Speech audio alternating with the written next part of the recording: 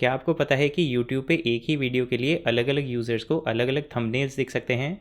और ये सिर्फ YouTube पे नहीं होता, ज़्यादातर बड़ी वेबसाइट्स पे इस तरीके के एक्सपेरिमेंट्स किए जाते हैं जिसमें एक सेट ऑफ़ यूज़र्स को एक ऑप्शन दिखाया जाता है और दूसरे सेट ऑफ़ यूज़र्स को दूसरा ऑप्शन दिखाया जाता है, ये जानने के लिए कि कौन सा ऑप्शन बेटर है।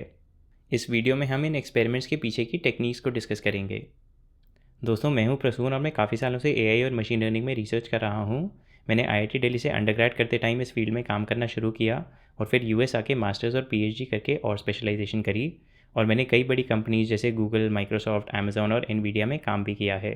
इस चैनल पे मैं एआई और मशीन लर्निंग से रिलेटेड कंटेंट बनाता हूँ।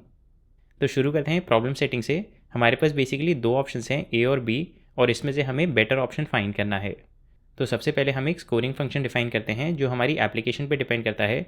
जैसे यूट्यूब थंबनेल्स के केस में हमारा स्कोरिंग फंक्शन हो सकता है click through rate. Click through rate का मतलब ये होता है कि जब यूज़र ने ये ऑप्शन देखा तो उसने कितने % ऑफ द टाइम्स उसको क्लिक किया। फॉर एग्जाम्पल, अगर हमने 100 टाइम्स ऑप्शन ए दिखाया और उसमें से 10 टाइम्स यूज़र ने उसको क्लिक किया तो क्लिक थ्रू रेट होगा 10%। फिर स्टेप 2 होता है डेटा कलेक्शन का, जिसमें हम अलग अलग यूज़र्स को ये अलग अलग ऑप्शंस दिखाते हैं और हम मेजर करते हैं अपने स्कोरिंग फंक्शन को। और फिर स्टेप 3 होता है डिसीजन मेकिंग का, जिसमें हम बेटर ऑप्शन को चूज़ करते हैं। तो यहाँ पे हमारे पास बेसिकली दो ऑब्जेक्टिव्स हैं। पहला तो ये कि जब हम डिसीजन लेते हैं तो हम वो हाई कॉन्फिडेंस से ले पाएँ, और दूसरा डिसीजन लेने के लिए हम कम से कम डेटा कलेक्ट करें। ये जो प्रॉब्लम सेटिंग हमने डिस्कस करी, इसमें हमने सिर्फ दो ऑप्शंस की बात करी थी, लेकिन इसको हम ईजिली ज़्यादा ऑप्शंस के लिए भी एक्सटेंड कर सकते हैं। तो इस प्रॉब्लम को सॉल्व करने के लिए पहले एक सिंपल अप्रोच की बात करते हैं जिसको ए बी टेस्टिंग बोलते हैं। ए बी टेस्टिंग में जो डेटा कलेक्शन का प्रोसेस होता है उसमें हम यूज़र्स को दो इक्वल ग्रुप्स में स्प्लिट करते हैं। फॉर एग्जांपल 1000 यूज़र्स ग्रुप 1 में होंगे और 1000 यूज़र्स ग्रुप 2 में होंगे। फिर उसके बाद हम ग्रुप 1 वाले यूज़र्स को ऑप्शन ए दिखाते हैं और ग्रुप 2 वाले यूज़र्स को ऑप्शन बी दिखाते हैं। फिर हम दोनों ग्रुप्स के स्कोर निकाल के डिसीजन लेते हैं। तो यहाँ पे दो क्लियर फेजेज़ हैं। पहला फेज़ है एक्सपेरिमेंट का, जिसमें हम दोनों ऑप्शंस यूज़र्स को दिखाएंगे, और दूसरा फेज़ है पोस्ट एक्सपेरिमेंट का, जिसमें हम बेटर ऑप्शन ही यूज़र को दिखाएंगे। तो इन दोनों फेजेज़ के लिए टेक्निकल टर्म्स हैं। पहले फेज़ को बोलते हैं एक्सप्लोरेशन, क्योंकि उसमें हम एक्सप्लोर कर रहे हैं कि कौन सा ऑप्शन बेटर है। और दूसरे फेज़ को एक्सप्लॉयटेशन बोलते हैं, क्योंकि इसमें हम एक्सप्लॉयट या यूज़ कर रहे हैं अपनी इन्फॉर्मेशन को कि कौन सा ऑप्शन बेटर है। तो यहाँ पे एक इंटरेस्टिंग क्वेश्चन आता है कि क्या हम इन दोनों फेजेस को अलग अलग करने की जगह मिक्स कर सकते हैं। मतलब शुरू में हम एक्सप्लोरेशन ज़्यादा करें और जो भी हमारे पास इन्फॉर्मेशन है उसके बेसिस पे थोड़ा बहुत एक्सप्लॉयटेशन करें, और जैसे जैसे हमारी इन्फॉर्मेशन बढ़ती जाती है, हमारा डिसीजन मेकिंग क्लियरर होती जाती है, तो हम एक्सप्लॉयटेशन ज़्यादा करते हैं और एक्सप्लोरेशन कम करते हैं। तो ऐसे कई एल्गोरिदम्स होते हैं जो ये कर पाते हैं, और इनमें से एक एल्गोरिदम के बारे में हम अभी बात करेंगे। एक्सप्लोरेशन और एक्सप्लॉयटेशन को मिक्स करने का एक एडवांटेज ये है कि हमारा एक्सपेरिमेंट जैसा जा रहा है उसके बेसिस पे हम शॉर्ट एक्सप्लोरेशन कर सकते हैं अगर हमें जल्दी सिग्नल मिल जाता है कि कौन सा ऑप्शन बेटर है, या फिर हम एक लंबी एक्सप्लोरेशन कर सकते हैं अगर हमें क्लैरिटी नहीं मिलती है शुरू में कि कौन सा ऑप्शन बेटर है। तो अब बात करते हैं एक सिंपल एल्गोरिदम की जो एक्सप्लोरेशन और एक्सप्लॉयटेशन को मिक्स करता है। इसका नाम है अपर कॉन्फिडेंस बाउंड या यूसीबी एल्गोरिदम। इस एल्गोरिदम में हम बेसिकली एक्सप्लोरेशन और एक्सप्लॉयटेशन साथ में करते हैं। एक्सप्लॉयटेशन के लिए हम दोनों ऑप्शंस के स्कोर को एस्टिमेट करते हैं, और जिसका स्कोर ज़्यादा होता है उसको हम ज़्यादा बार पिक करते हैं। और एक्सप्लोरेशन के लिए दोनों ऑप्शंस के जो हमने स्कोर्स एस्टिमेट किए हैं, हम उनकी अनसर्टेनिटी को भी एस्टिमेट करते हैं, और जिसमें अनसर्टेनिटी ज़्यादा होती है उसको हम ज़्यादा बार पिक करते हैं। अनसर्टेनिटी को एस्टिमेट करने के लिए हम कॉन्फिडेंस इंटरवल का कॉन्सेप्ट यूज़ करते हैं।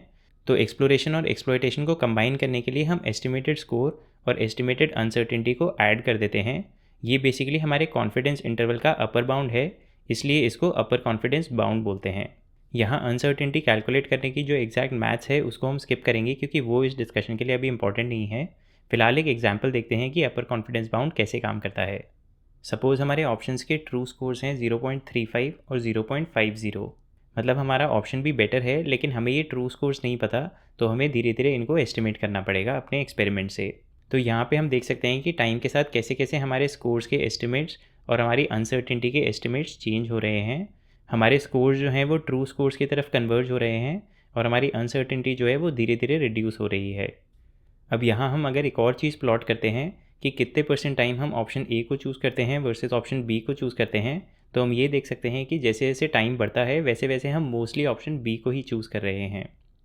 तो यहाँ हम देख सकते हैं कि हम शुरू में एक्सप्लोरेशन ज़्यादा कर रहे हैं, जिसमें हम दोनों ऑप्शंस को ट्राई करते हैं, और धीरे धीरे हम एक्सप्लॉयटेशन की तरफ जाते हैं जहाँ पे हम बेटर ऑप्शन को ज़्यादा चूज़ करते हैं। लेकिन यहाँ पे कोई स्पेसिफिक पॉइंट नहीं है जिसमें हम एक्सप्लोरेशन से एक्सप्लॉयटेशन पे स्विच करते हैं। तो अब हम A/B टेस्टिंग और UCB एल्गोरिदम को कंपेयर कर सकते हैं। पहले तो A/B टेस्टिंग जो है वो काफ़ी सिंपल और इंट्यूटिव है। हम दोनों options equal number of users को दिखा के दोनों का स्कोर एस्टिमेट करते हैं।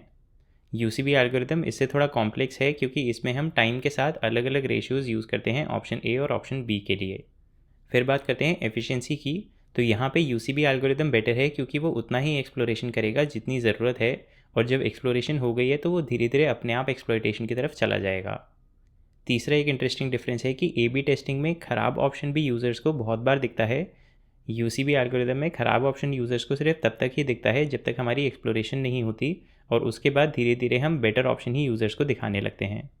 तो ये दोनों ही एल्गोरिदम्स काफ़ी पॉपुलर हैं। डिपेंडिंग ऑन कि हमें सिंप्लिसिटी चाहिए या हमें एफिशिएंसी चाहिए, हम अलग अलग ऑप्शंस यूज़ कर सकते हैं, और इनके कई वेरिएंट्स इंडस्ट्री में यूज़ होते हैं। अब बात करते हैं इनकी कुछ एप्लीकेशंस की। तो थंबनेल प्रेडिक्शन वाला एग्जांपल तो हमने ऑलरेडी देखा है। इसी तरह बहुत सारी कंपनीज जब अपनी वेबसाइट्स को थोड़ा बहुत चेंज करती हैं तो वो इस टाइप के एक्सपेरिमेंट्स रन करती हैं देखने के लिए कि इस चेंज से पॉजिटिव इफेक्ट हो रहा है या नेगेटिव इफेक्ट हो रहा है। इसके अलावा एक इम्पॉर्टेंट एप्लीकेशन है क्लिनिकल ट्रायल्स।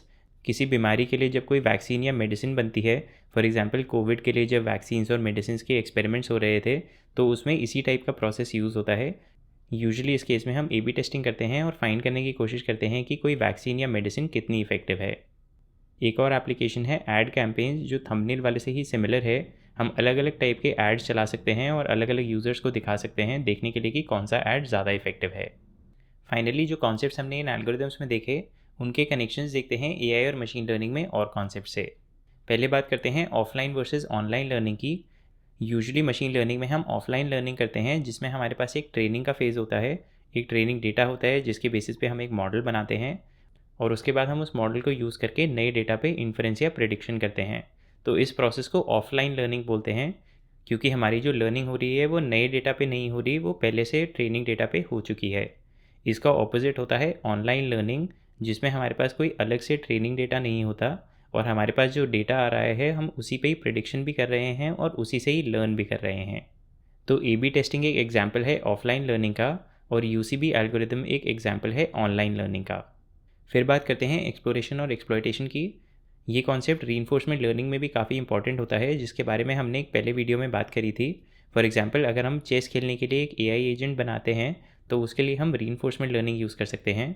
और इसमें भी ऐसा होता है कि अभी तक हमारे पास जो इन्फॉर्मेशन है, जो हमारी लर्निंग है, उसके बेसिस पे हमें पता है कि कुछ मूव्स अच्छी हैं, लेकिन कुछ ऐसी मूव्स हैं जो हमने अभी तक एक्सप्लोर नहीं करी हैं। तो हमें एक्सप्लोर भी करना होता है नई मूव्स को, और जो इन्फॉर्मेशन हमारे पास ऑलरेडी है उसको एक्सप्लॉइट भी करना होता है। और रीइंफोर्समेंट लर्निंग में ज़्यादातर एल्गोरिदम्स इन दोनों को बैलेंस करने की कोशिश करते हैं। फाइनली हमने UCB एल्गोरिदम में अनसर्टेनिटी एस्टिमेशन की बात करी। ये कॉन्सेप्ट भी आर्टिफिशियल इंटेलिजेंस में बहुत जगह यूज़ होता है। For example, self driving cars में बहुत सारे सेंसर्स होते हैं, लेकिन सेंसर्स की रिलायबिलिटी अलग अलग कंडीशंस में अलग अलग होती है। फॉर एग्जांपल, अगर वेदर अच्छा है तो कैमरास की रिलायबिलिटी ज़्यादा है, मतलब उनकी अनसर्टेनिटी कम है और हम ज़्यादातर उन पर रिलाई करके डिसीजन ले सकते हैं।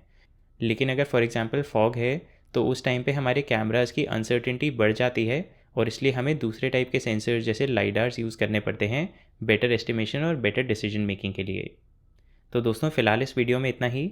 इसमें हमने पहले एक प्रॉब्लम सेटिंग डिस्कस करी जिसमें हमें 2 ऑप्शन में से बेटर ऑप्शन फाइंड करना होता है।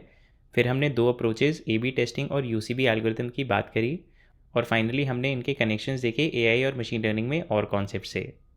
अब आप मुझे नीचे कमेंट्स में बताइए कि क्या आपको कोई ऐसा AI ML का कॉन्सेप्ट याद आता है इन कॉन्सेप्ट्स को देख के जो इनसे कनेक्टेड है।